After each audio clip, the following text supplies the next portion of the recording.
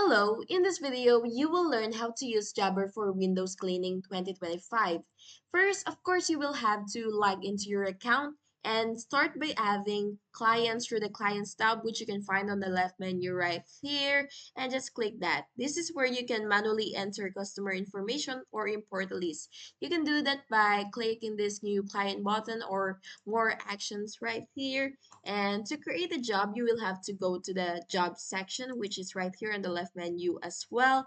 And now that you're here, you will either create your first job or you can click new job and just click that. And now you will have to enter all the relevant details such as the Windows type, service frequency and pricing and so on.